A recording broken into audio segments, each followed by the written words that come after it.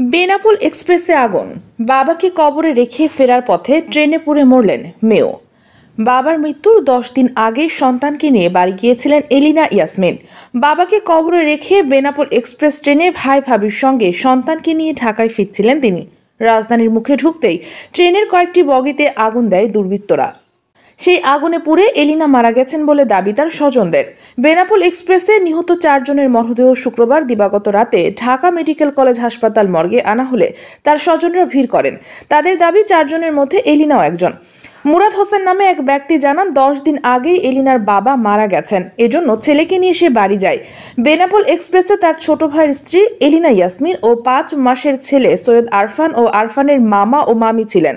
গ্রামের বাড়ি রাজবাড়ী সদর উপজেলা থেকে ঢাকায় মিরপুর 60 ফিটের বাসায় ফিরছিলেন তারা। তবে আরফানের বাবা সৈয়দ সাজ্জাদ হোসেন ঢাকার বাসায় ছিলেন। মুরাদ বলেন, আরফানের মামার মাধ্যমে ট্রেনে আগুন লাগার খবর পায়। আরফান এবং তার মামা মামি ট্রেন থেকে বের হতে পারলেও এলিনাকে দেখা যায়নি। তারা ধারণা করছে সে ট্রেনের ভিতরে পুড়ে মারা গেছে। মর্গে আনা 4 মরদেহের মধ্যে এলিনাও আছে।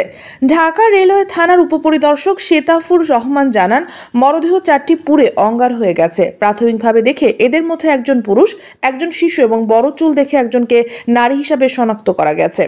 বাকি একজন পুরুষ নাকি নারী তা বোঝার উপায় নেই। তিনি আরো বলেন, রাতেই সুরতহাল প্রতিবেদন তৈরি করে মরদেহ 4টি মর্গে রাখা হয়। শনিবার ময়না তদন্ত হবে এবং ডিএনএ নমুনা সংগ্রহ করে তাদের পরিচয় শনাক্তের চেষ্টা করা হবে। 154 যাত্রী নিয়ে দুপুর 1টায় বেনাপোল থেকে কমলাপুর স্টেশনের উদ্দেশ্যে ছেড়ে আসে ট্রেনটি। যাত্রাপথে 11টি স্টেশনে বিরতি নেয় বেনাপোল এক্সপ্রেস।